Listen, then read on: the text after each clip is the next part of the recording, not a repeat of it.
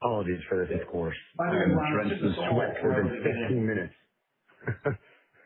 All right, 3, 2, we're about to start. Great. I think we are live here. Hi, everyone. This is Ron Jody talking. I can't be on camera today for some technical reasons, but with us today, I'm always psyched to have with us David Steinberg, the co-founder, CEO of Zeta Global, and CFO Chris Greiner. David, Chris have joined us, and we've got some, very interesting, conversation to hear as Zeta evolves more to an infrastructure IR platform. I believe everyone should have the disclosures on in front of them. If you don't already, for me at least, please feel free to email me directly to let me know. But David, Chris, thank you for joining. Always appreciate talking with you all. Ron, thank you so much for having us. This is obviously very, very big news for us, and we were so glad that you had the availability to help us. So absolutely, and again, wish I were on camera, but let me start off. I believe Zeta's in entering the quiet period. Can't really comment on 2Q trends, so no financial update today. And the goal of today is really just how Zeta's evolving into an infrastructure layer. So with that, David, obviously we've had a lot of good track records of earnings, and we'll table that for a few weeks. But when we talk about what's going on at Zeta, and when we all met really about a week and a half ago in Cannes, it was about It was very hot there, Ron. It was very hot, indeed. Well, when we met a week and a half ago, I believe Zeta just announced your partnership with Palantir. What I wanted to do as a first question is, my goodness, we've seen Athena launch in March. We've seen partnerships with OpenAI, Snowflake, now Palantir, and the pending integration of Foundry. A lot is going on Zeta. So maybe level set us in terms of how Zeta is transforming itself into being that AI infrastructure platform, and what exactly does that mean? And then as we go through here, I have a ton of questions about the partnerships, about where Zeta's going, but maybe bigger picture, just talk to us about the evolution of Zeta and how really 2026 has changed everything. Yeah, Madison, let's go to the what's changed slide, which I think is very helpful. If you think about just the last few months, we've announced a multiple partnerships with OpenAI. We took Athena, generally available both for enterprise and then agency. We announced a major growth to our Snowflake partnership, and then the biggest thing we've done to date, which is Palantir. I said OpenAI was the biggest thing to date when we did that, but Palantir now usurps that. The reality is none of this was an accident. We've been building towards being an infrastructure/business intelligence platform for quite some time. As I've shared with you in the past, Ron, I've always thought of us as a business intelligence platform that started focusing on marketing because the total addressable market was so high. But with the combination of the launch of Athena and then Palantir, and I think there's been some confusion, which is one of the things we wanted to say, we should have Palantir fully integrated for phase 1 and have all of our existing clients on the data cloud moved over to the Foundry platform. I would say within 30 days of today, maximum maybe 40, 45. So we've been working on this for quite some time behind the scenes, and a lot of people were thinking this was going to be a late this year, early next year. It'll be done. Not only will we have Palantir fully integrated in the next 30 to 45 days, we'll have at least one joint launch enterprise client from their side this quarter, is what we believe, and very possibly more. But when we do move the data cloud over to Foundry, which will happen in the next, fully integrated in the next 30 to 40 days, all of our clients will then have access to the Foundry platform. Once we have that as our bottom layer infrastructure, moving from our 3 main use cases, which is customer acquisition, customer retention, and customer monetization, to what will now be our 4th official use case, which we're calling the Zeta Business Intelligence or Engine. So ZBI, a new one for me to remember. I should remember it. I sort of came up with it. But the ZBI is going to change the way business intelligence works. So today, according to IBIS, business intelligence is a $35 billion addressable market in the United States alone on a yearly basis. Today, The way business intelligence works is the software ingests old data from the past. I call it rear view mirror data. It then puts it into a format that a bunch of data scientists can ingest and look at and try to make decisioning going forward. By layering the Zeta Marketing Cloud and the trillions of signals that we're ingesting, we're now going to be able to forecast business intelligence changes with substantially greater accuracy in the future. So we think we're going to completely change the game in the business intelligence space by using our data cloud plus our clients' data in the same consumer data platform that we're currently utilizing, but literally inside of Foundry, which will allow us to gain access to all of our clients' data in real time and allow for real-time decisioning and real-time business intelligence. So when you think about the four big things that have changed over the last year that have led to this announcement and this evolution, it starts with OpenAI, then you have Athena, then you have Snowflake, and then of course you have Palantir, which will have fully up and integrated in the next 30 to 40 days. So David, that's a lot. First of all, it's pretty exciting to see. So let me try to break this down a little bit more. When we were together in Cannes, maybe a week and a half ago or so, we talked about the transition happening, the 30 to 45 days. It seems a lot faster than what we and many others were thinking. So you've been working on this for a while. Just want to make sure I understood that correctly. So phase one, all clients moved over to 30 to 45 days. Did I hear that right? Yes. All our existing clients that are using the data cloud will move over to Foundry in the next 30 to 40 days. It'll be seamless to them. They won't even know what's happening. What they'll see is two things right away. One, intelligence will speed up. And two, we think this will drive to a substantially higher return on marketing spend right away. We're already seeing with clients that have adapted Athena a substantially higher return on marketing spend. And we think that the addition of Foundry is going to accelerate that. We have one client that is now over 1,400% in return on marketing spend. This is real world, real examples. Chris is going to get into it in a bit, but we're going to be building an AI scorecard. We're not prepared to roll it out today, but we're looking. Madison, would you go to the compatible slide?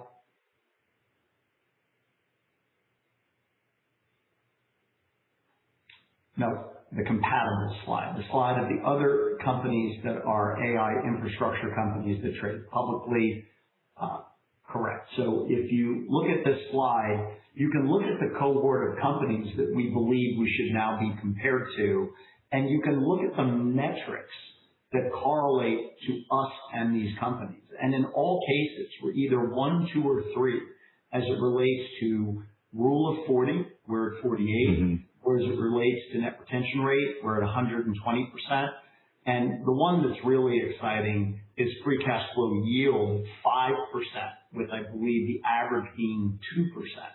So you can look across the board. Our company is already achieving the rules that are necessary to be an AI infrastructure platform.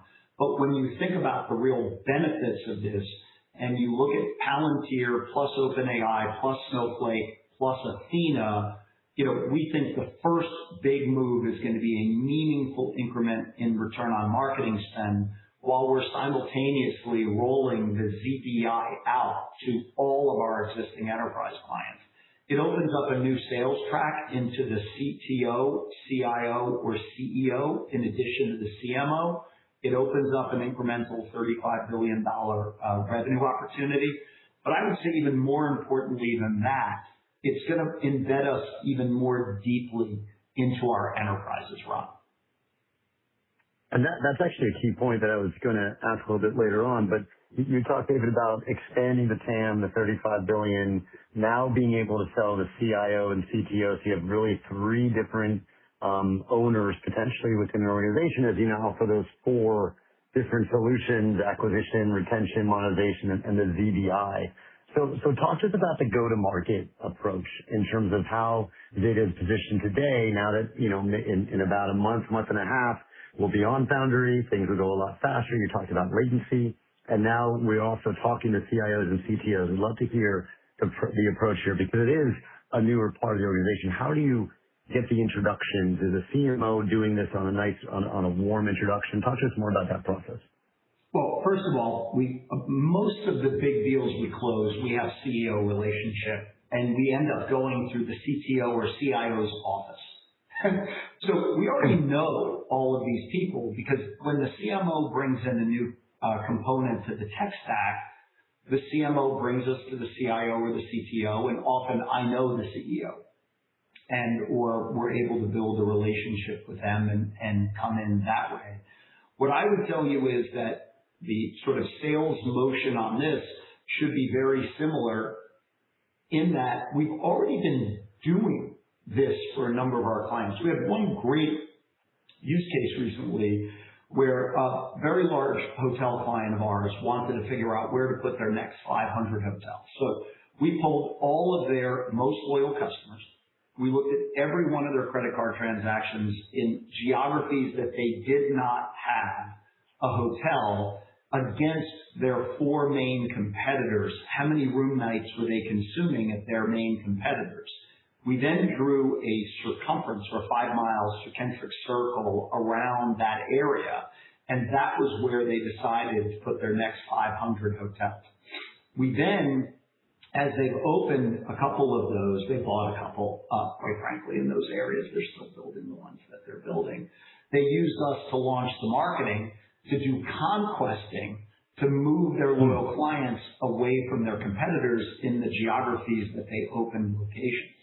The other big thing we're looking at, Ron, is inventory management and what organizations are going to manufacture next versus what should be discontinued. How should inventory be shifted on a geographic basis based on where people are? All these different things are natural workflows in the ZBI coming out of the existing relationship in the consumer data platform. And so that's actually a good segue into the new ZBI because when you talked, David, that example with hotels, that is now going into business strategy. That is now directly touching revenue as opposed to through the marketing side. And so one of the things that I always find fascinating at Zeta is just your current data cloud. I think it's 535 million consented individuals across trillions of signals resolved, to real people. And so one of the things you said when we were just starting to talk here is just the data cloud into Foundry, but then also working with client information to put everything together. So talk to us a little bit more just around the opportunity with Zeta's data cloud into the Foundry, but also leveraging the data that the clients have, because that proprietary, that 1P and 3P data is really a significant differentiator from others, I would imagine. Yeah, I think our data cloud is our biggest differentiator and our biggest moat as a company. I mean, if you look at the other 3 or 4 companies in the world that have a comparable or larger data set, they're all worth over $1 trillion. So when you look at this data, by putting it on top of Foundry, it's going to speed everything up and allow throughput of data outside of just marketing data. So now we'll be able to get all of their business data put into Foundry and into the data cloud as a subset into the consumer data platform. So what I simply like to talk about is how Foundry is a game-changing foundation for our new skyscraper that we're building. It's sort of the foundation that will allow us to go higher and allow us to expand out. Whereas in the past, we've been very sort of, I don't want to say pigeonholed, but we've been very thought of as a marketing platform for obvious reasons. The vast majority of our revenue came out of marketing. And marketing is going to continue to be an incredibly important application for Zeta for many, many years to come, and probably forever, right? But at the end of the day, the ability to get even stickier, I shudder to say stickier because I want to reiterate last year our net retention rate was already 120%. But as we think about how do we get stickier inside an organization and how do we drive incremental revenue and margin inside of a customer, we've always looked at it as how do we solve our clients' biggest problems. And by adding Foundry on top of the Data Cloud on top of Foundry with Athena on top of the Data Cloud, you'll now be able to, in a very conversational way, ask Athena how to solve your biggest business problems. How do I turn my inventory more quickly? How do I shift inventory for specific products or services to markets that they need to go to? What new products should I be developing? What new products should I not be developing? Where can I go get the world's best employees to help work for my company as I try to evolve my organization? All of these are questions that the ZBI will answer with Athena. And that again opens up to more organizations and use cases. I want to ask about the data in Athena, but before we do, let's make sure we're on the same page on Athena for those on the webcast. We launched in March. I think we had a pretty large client win here recently, but maybe David, just step back for a second and tell us how Athena's capabilities enable the ZBI or the Zeta Business Intelligence layer so that you can obviously, build that skyscraper on top of Foundry. So I would love to hear more about what Athena does, what you've seen thus far, and then we can get into examples. Yeah. So I would start by saying that Athena is meant to break down the friction between the human and the platform. So, as I sort of talk about, I don't want to get too, theoretical here, but for 400 and some odd thousand years, humans have been communicating via voice. It wasn't until the 1950s that we created the keyboard. And today, the average enterprise uses between 5 and 10% of the enterprise software they license, just because they don't understand the feature sets, they don't know how to use them. Most of our clients know how to fly a really good Cessna, and we've given them the stealth bomber. So by going to Athena, you can ask Athena in a purely conversational way how to solve your problems.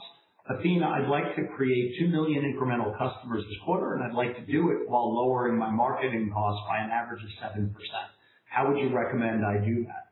And instead of the individual at that enterprise having to navigate 20 or 30 screens to do that, Athena does it for you, changes the screen to just give you your answer.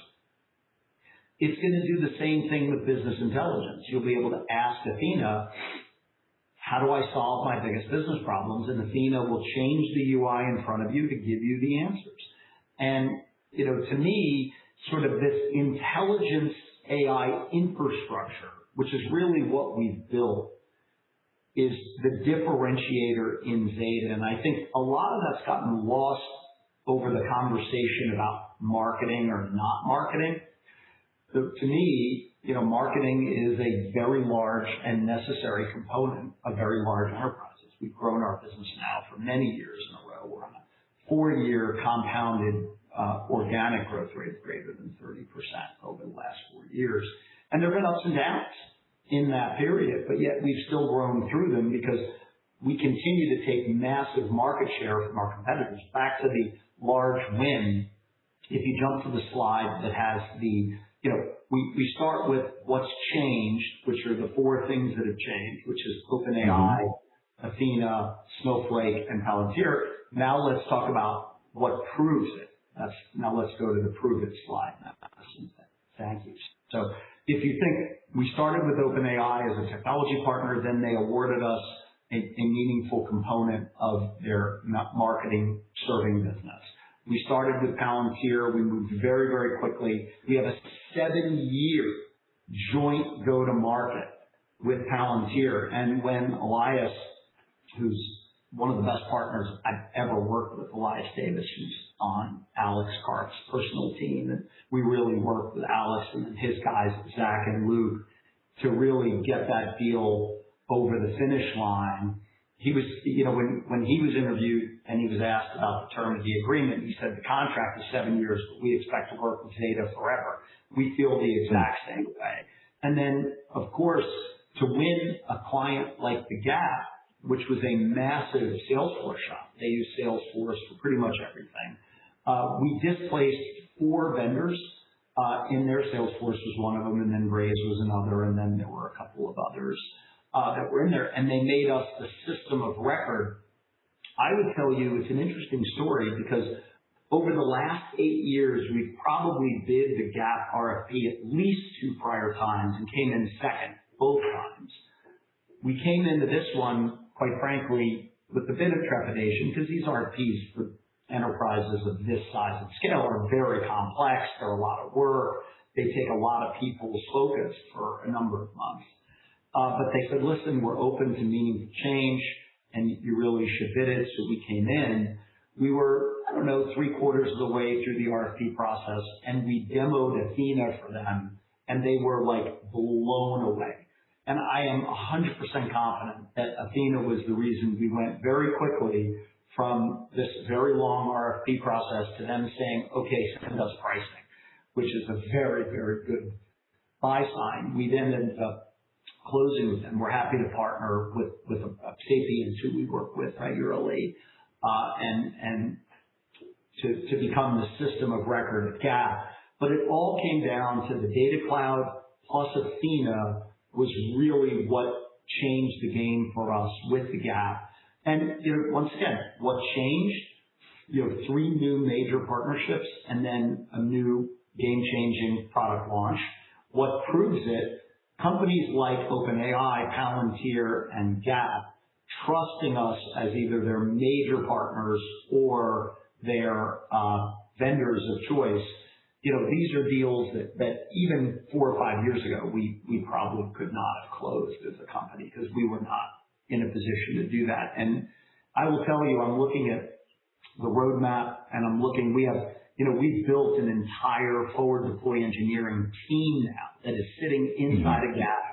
We have Palantir people helping us there. We have OpenAI people helping us there. All these forward deployed engineers are working together. We've got a room of forward deployed engineers with OpenAI. We've got a room of them with Palantir. We've got rooms of them with Gap. And I'm very, very excited about sort of this evolution of the business and, have gotten a real chance to spend a lot of time with the Palantir people in particular. And it's from the absolute top to everybody I've met with, they are just absolute rock stars. It's been an incredible partnership for us as we embark on this with them. And as a system of record, and forgive me with this question, but is this a system of record for acquisition, customer retention, monetization, and VBI, or is it something you can envision? So today it's a contract that's very focused on CRM and very focused on monetization.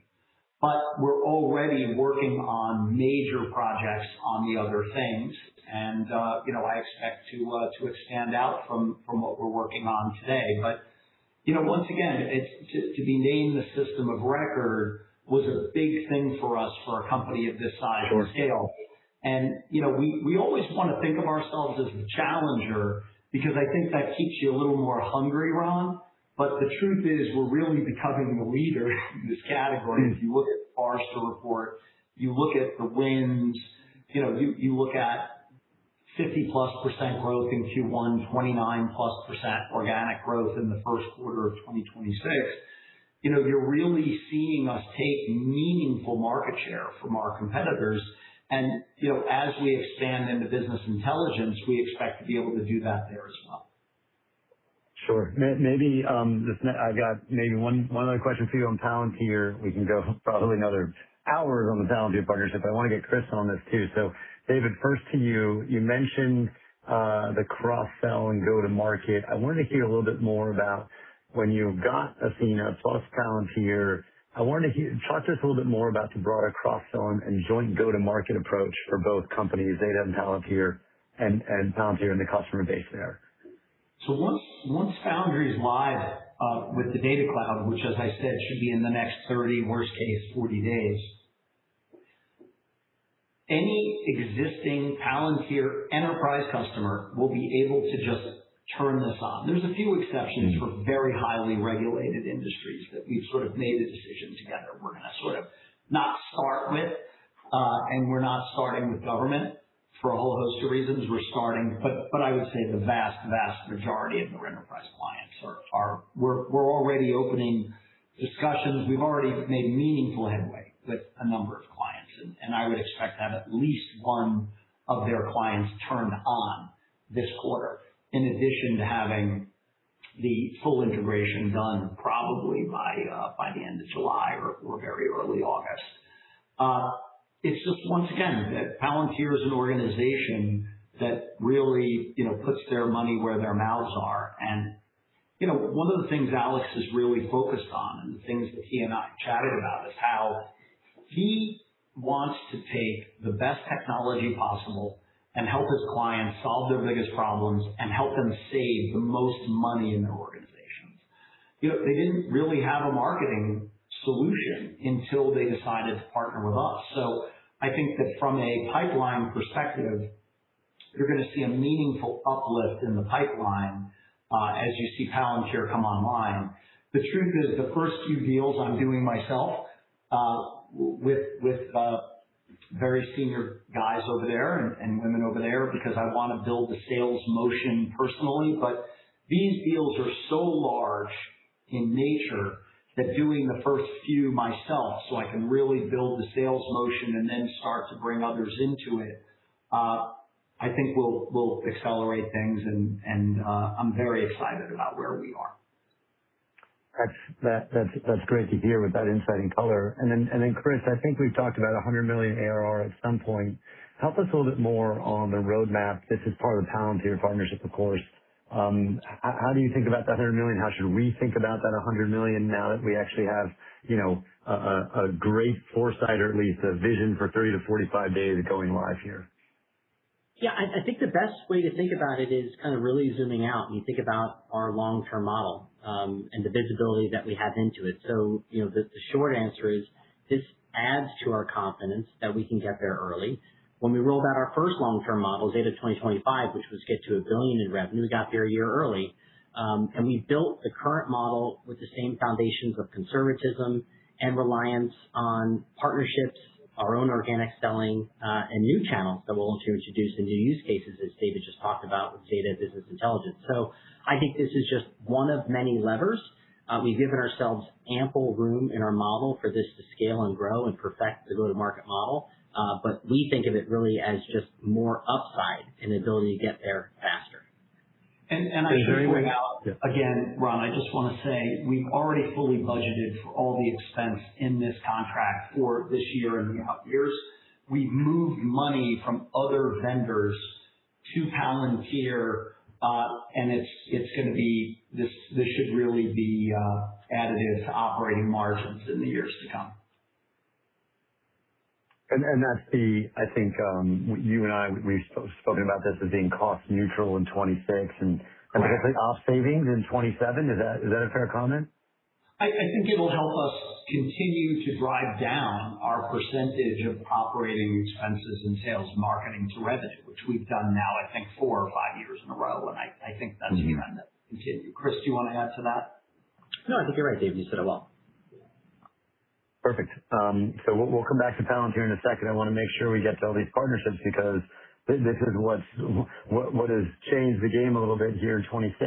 Talk to us about the OpenAI partnership. I think it spans both product, I think voice capability for Athena, advertising, and others. And so would love to hear more about the partnership with OpenAI and how the team over at Zeta is leveraging GPT to build Athena or to go to market faster. So it's interesting. We just did a third deal with OpenAI this past week, where we started using OpenAI for all of our employees instead of Copilot, which was a big move for us. We've been a Microsoft shop for quite some time, which, listen, even furthers the partnership. But what I would say is it started because we were looking for the world's best voice engine. We had years ago built a product called Zoe, Zeta Operating Engine, I think. That was our first evolution into voice. And it was like being on an old walkie-talkie, Ron. You'd say, Zoe, how would I do this? Stop. And you'd sort of go in and out. Clients who use Zoe spent correct me if I'm wrong, between 300 and 350% more on the platform? Yeah, between 200 and 350%. Yep. So they're spending meaningfully more in utilization fees on the platform, and we said voice is really the future. How do we solve that? And for us, there's no better partner in voice activation than OpenAI. We do use a bunch of the other models. We partner with Claude, we partner with Gemini and OpenAI, and we use Cursor and so on and so forth.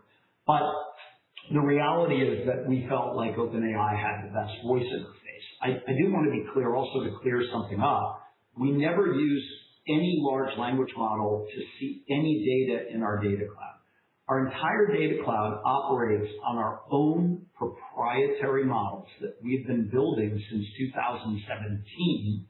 But I would tell you the vast majority of what we do from an AI perspective, and we think the future of business-based AI is inference-based artificial intelligence. And large language models are obviously very, very important, but you don't need to ingest the entire internet to figure out if somebody's going to get a new credit card, buy a car, or turn off a wireless platform, right? We need 30, 40, 50 really good, really fast pieces of information that we're able to do with individual agents that are looking at all of this trillions of times.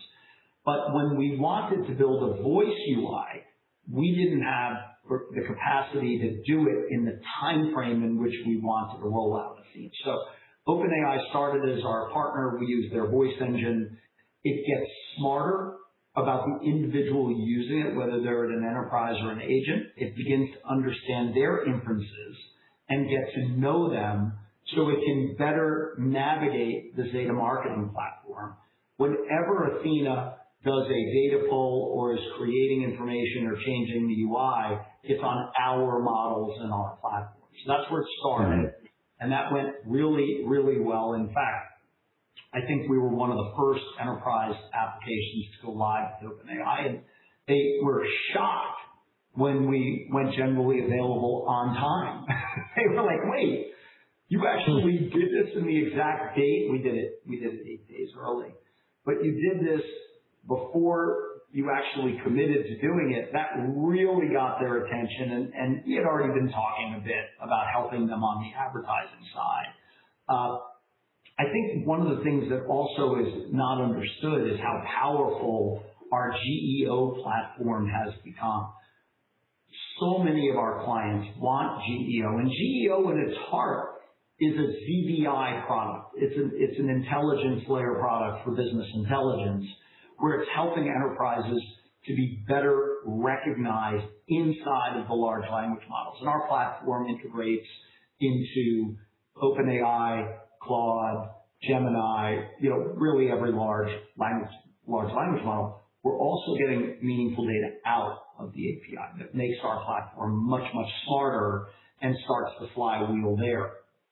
So that was sort of phase two, was getting into the advertising space with them. And then this past week, we just made ChatGPT available to all of our global employees, and we're sunsetting Copilot as a part of that. So, we felt like it was the right thing to do. We've got our people in the room with them all day. We wanted to make sure we were working together to support each other's businesses, and we think it's going to be a very powerful lift for our employees. I mean, I think voice as a new interface is a very interesting concept, and I want to make sure I heard the impact from those clients that use Zoe. If you could just repeat maybe the benefits on the platform, and then I wanted to maybe get a question, David, bigger picture. Do you think voice is ultimately, the best complement to the UI going forward? Is it possible that people use voice more than keyboards over time? Well, so two questions. One is Zoe and then the voice. Let me start with your second question first. I think that, once again, enterprises and the individuals who work there just want their problems solved. Yeah. Whether they use a keyboard or they speak to the platform, they're just trying to get to a solution, whether it's around customer acquisition, retention, monetization, or business intelligence. Okay?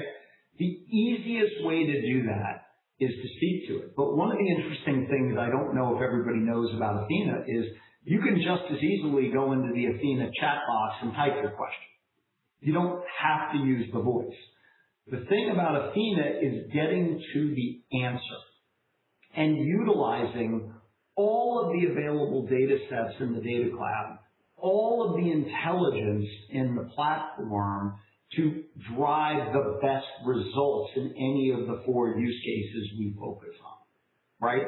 So some clients like to type into Athena the exact same things that other clients like to say. It's just what I think they're used to. It also, I think, depends if you're sitting, with other people around you. It could be inconvenient to have to speak to it. Whereas if you're alone in an office, it's much easier to speak to it. So we wanted to make sure that it was convenient. But to answer your question, I think solving complex problems and allowing enterprise individuals to use up to 100% of the feature set and the data sets inside of our enterprise software platform is the real key to, in our 3 marketing use cases, getting to the highest return on marketing spend. And as I said, we've already got clients north of 1,400% return on marketing spend who have adopted Athena. And then as it relates to the ability to put it into a chat box, you can do that or you can speak to it. Well, I'm sorry, what was your other question, Ron? I apologize. Oh, just maybe Chris could repeat the customers, the clients that use Zoe spend, was it 300% more or 3x more? I want to make sure everybody hears that on the webcast. Yeah, it was between 200 and 350% more for those customers in the first generation of Athena when they leveraged automation. 200 to 350% more, and so now we're next iteration. That's perfect. And so maybe I want to take a step back here. I do want to get into longer term goals, but maybe, David, if I could take a step back, and this is a year where we've had the partnerships with OpenAI, with Palantir, with Snowflake, the launch of Athena, newer business models launching. If we take a step back and by the way, Ron, the year's only half over. Love it. So the question is more, David, when you think about the moat that Zeta has, what would you say is the biggest competitive advantage that Zeta has as a company? We have a lot of moats around our company, but I think the one that is the hardest to replicate is the data cloud. This is not something that could be built overnight. You couldn't throw money at building this type of scale. You look at it, I do believe that in the years to come, there are only going to be 3 or 4 real winners in the large language model space. I like to remind people that at one time there were, over 1,000 companies in the United States manufacturing cars or automotive parts. That's sort of consolidated down to 5 or 6, depending on how you look at it. And I think you're going to see a very similar thing in large language models. I think the biggest differentiator is going to be the data that you feed into your own models. And the fact that we have 535 million individuals who have consented to be in our data cloud, that we have an average of 5,000 to 7,000 data elements per person, the fact that we're now sitting as a first-party component of the technology stack for over 5 million publishers, sitting on trillions of pages of content that synthesize back what individuals are doing without needing a third-party cookie, meaning everything we do is first-party and deterministic. It's just a game changer as it relates to the ability to take our clients' data, our data, merge it into one ecosystem, and allow our proprietary models to do the work. These are the same models that are going to do the work around business intelligence. The information we ingest about credit card transactions, client's credit score, real-world location, all of these things are mission critical to the ability to make high-quality business decisions.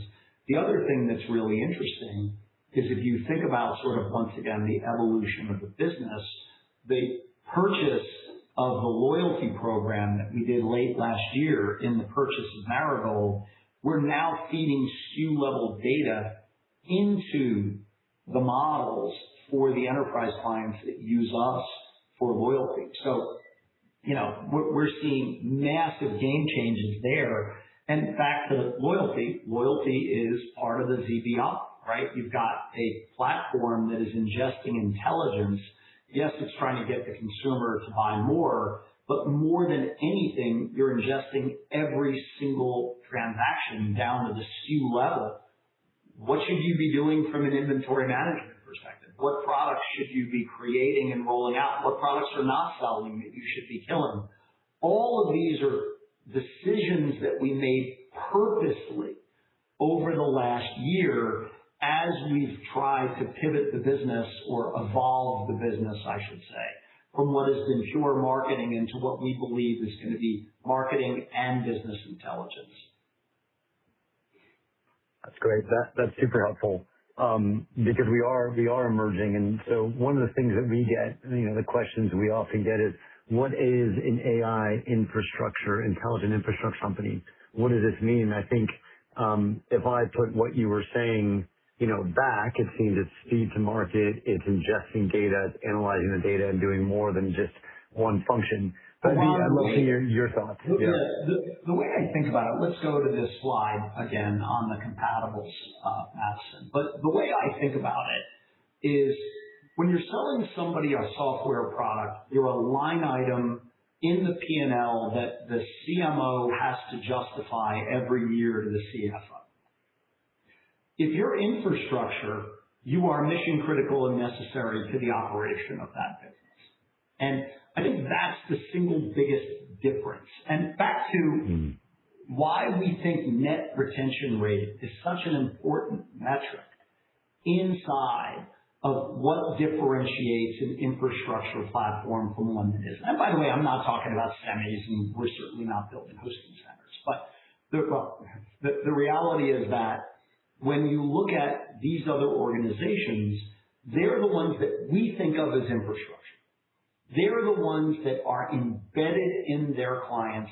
And the big difference is not only are you mission critical to the operation of your clients' businesses, but you're a revenue generating source not seen as an expense. Yeah. And Zeta has been that for quite some time.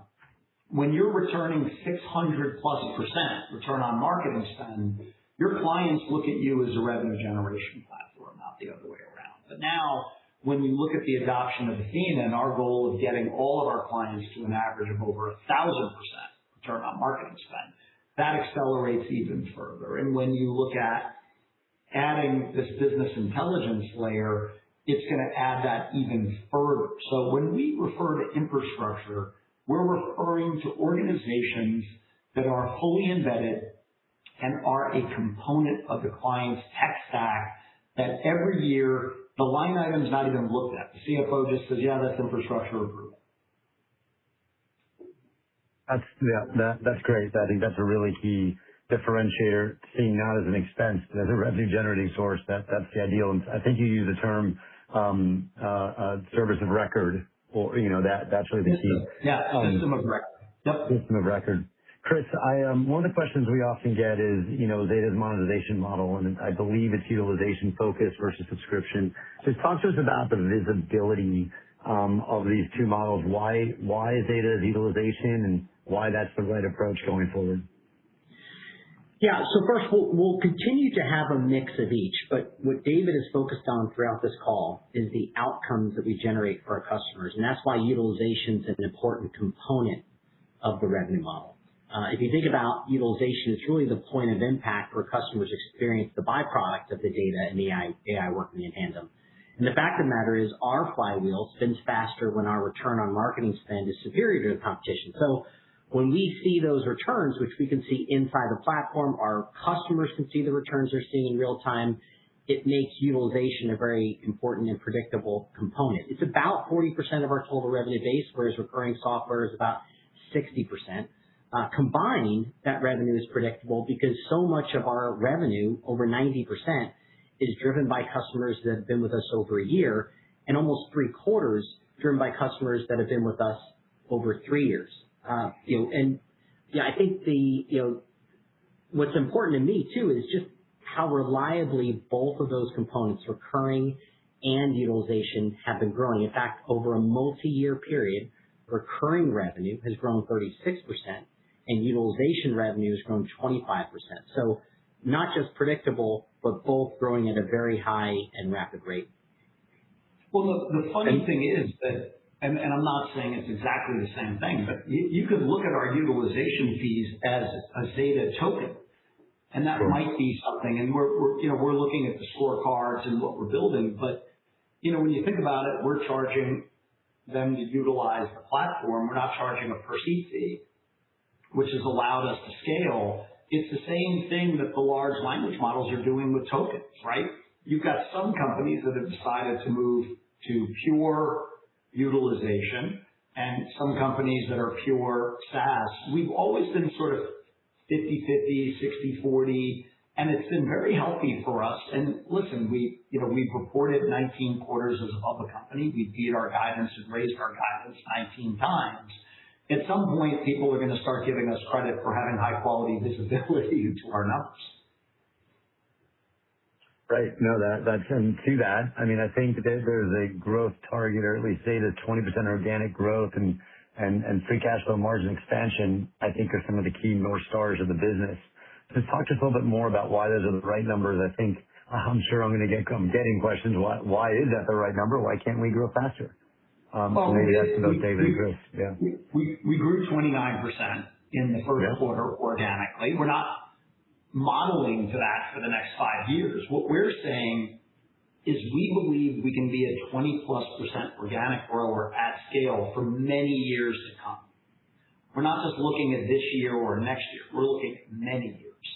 So, we see that as a minimum number. And, quite frankly, I think we've surpassed it. As I said, we're on our fourth year of an average of 30% plus organic compounded growth, higher than that for EBITDA and higher for that for free cash flow. But, listen, the market's not really sort of paying us to project higher at this point, and we'll continue to, leave some conservatism in our model. Chris already insinuated that, and I think we've shown that. And, we'll always try to beat and raise our numbers. Our goal will be, next year to be talking about 23 consecutive quarters, the year after that, 27, and so on and so forth. Chris?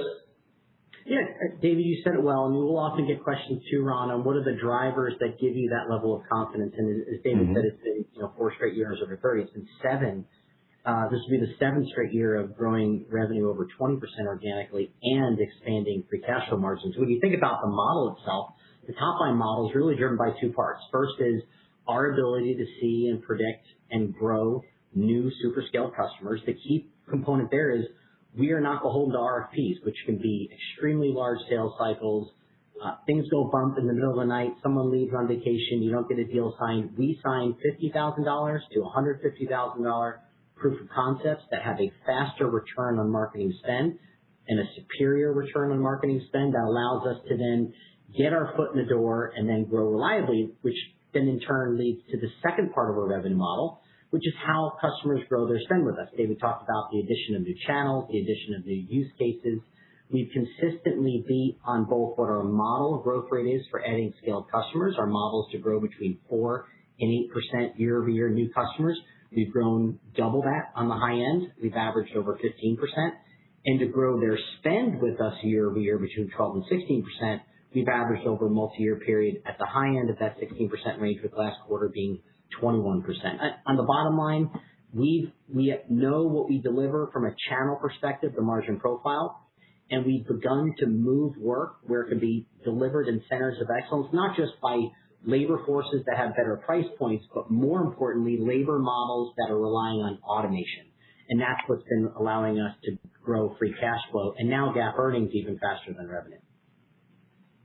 And so I have to ask, Chris, because I think you mentioned, we have longer term targets and we've achieved those early. I think we have 2028 targets out there on revenue. And that was before the Palantir announcement and before, the potential, ARR that's coming down the pike. And so help us understand a little bit more how you feel. I know you said meeting earlier, but how you feel the target world.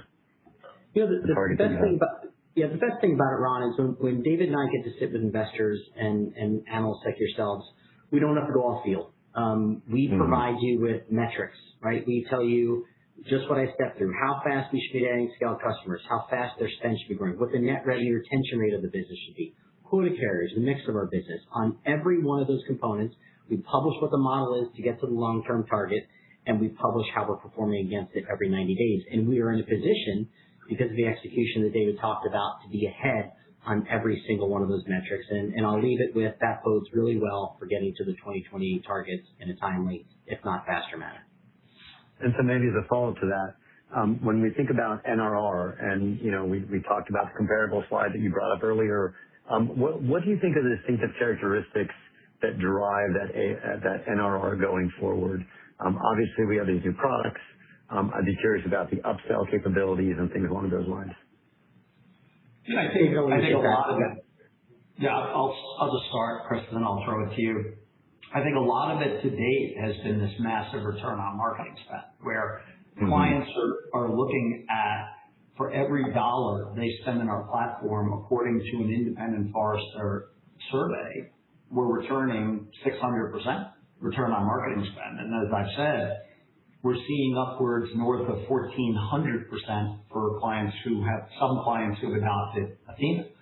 So I think we're going to continue to see that happen as you add new products like business intelligence. It's going to continue to drive a higher net retention rate. Chris? And the fastest growing parts of our business, Ron, are exactly what David described. Customers that are using 4 or more omni-channels with Zeta are growing 40% year over year. Customers on more than one use case are growing over 50%. That's good. That's super helpful. And then I have 2 more questions, and then we'll let you go. We've got 4 minutes left here, but the questions keep coming to mind. David, I have to ask, with a 14x for some clients who've adopted Athena versus the call it 6x overall, what do you think is the difference? Obviously, Athena is the answer, but what did Athena do to enable that 14 times? Was it faster time to change approach if things weren't working? Was it just out of the gate things were just better? Help us understand that, because now 14x is something that we'll be thinking about quite a bit. And I want to be clear, so if Chris were here, he'd be kicking me. The good news is we're in different states, so he can't kick me here. But what I would tell you is that not all clients are at 1,400%. We've got a number of clients who are at 1,400% who have adopted Athena. I think the biggest thing is most of our clients don't know how to use all of the features or access all of the data sets. So instead of going into a platform that you have to navigate everything, you can now literally say, Athena, how can I create meaningful, greater customer growth at a comparable cost? What marketing would you cut and what would you add? By the way, Athena can ingest all of their marketing, whether it's linear, whether it's their relationships with other platforms, and it's able to, in a very neutral way, show them how we can drive substantially higher return on marketing spend than they're currently getting from other vendors. I would tell you that new use cases and new data sets have been the single biggest Athena wins thus far as it relates to meaningfully stepping up the return on marketing spend. That's great. And maybe as it's one of these last ones, and that gives us a lot to think about, the 14x and the new use cases and data, and also how voice enables users to find more of the features. What I wanted to maybe wrap us up on is we have Zeta Live coming here soon in early October, if I'm not mistaken. And so I think, David, you sort of teed it up to we're only halfway through the year, and we had some pretty big announcements. So talk about what we might expect for Zeta Live here and going forward. Well, listen, I don't want to spill any tea and get my team super agitated with me, but we've been there by Zeta Live, but we're certainly trying.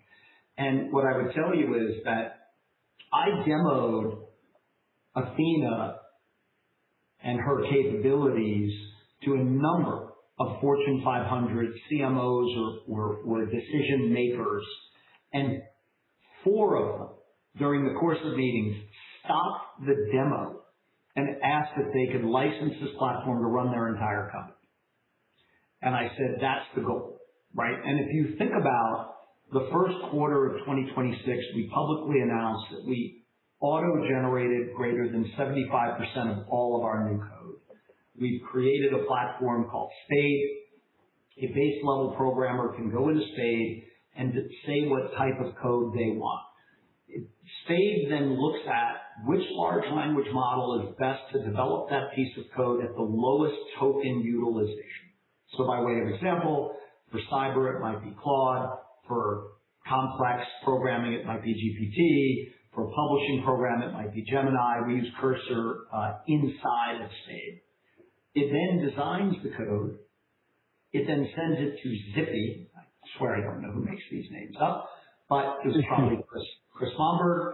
But Zippy then QAs all of the code, sends it to an architect. So you've actually bypassed the engineering layer. The architect gives it a review, pushes one button, and it goes generally available.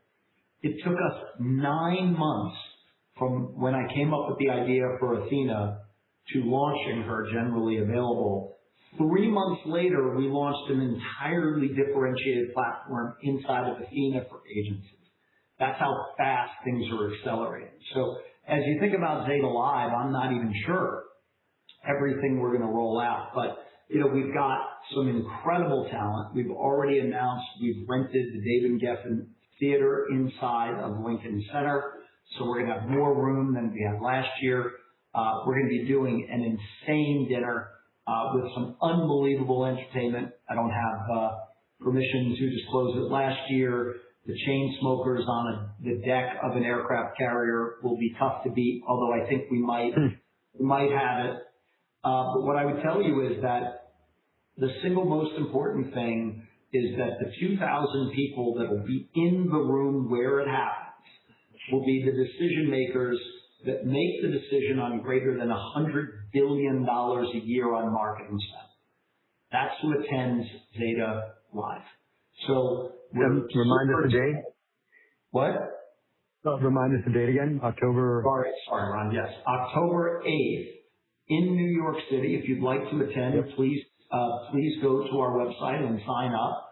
We do have some curation layer, but the reality is that I think it's going to be an unbelievable year. We've announced Kevin Hart. We've announced Lindsey Vonn. I mean, talk about, tenacity in Lindsey. Talk about, a guy who understands, entertainment and business in Kevin Hart. As I've said, publicly, I think beating Tom Brady and Serena Williams last year is going to be tough, but I think both of them are great. And by the way, we have 2 or 3 more game-changing keynotes who have said yes verbally that we're trying to get through the process with so that we can announce them. But I will tell you that last year and the year before, the product roadmap presentation that Chris Momberg and Neej Gore give, we had people sitting on the floor. You couldn't get into the room. So we're moving it to a bigger room this year, so that hopefully we can get more people in. But I'm incredibly excited about what's going on at Zeta. It's hard to believe when you look at the level of partnerships, the level of growth, the level of productivity, the new products rolled out, that we're only in the first week of July. It's, I'll say what I always say, Ron, we are just getting started here at Zeta. Well, that's a perfect way to end it. Thank you for taking an hour of both of your time to do this. And, as we enter the quiet period, or we're in quiet period, I guess we'll talk the next few weeks on earnings, which is exciting. And with that, that's probably a great way to wrap it up. I don't know, David or Chris, anything else to say, or with that, maybe we'll just call it a night. Chris, you want to add anything? Thank you, Ron. Ron, thank you very much. We really appreciate your putting this together. When you asked us about it, we thought it was brilliant and thought it went very well. Wonderful. Thank you for your time. I certainly learned a lot, so I look forward to the next update. Thanks, Ron. All right. Thank you. Bye-bye.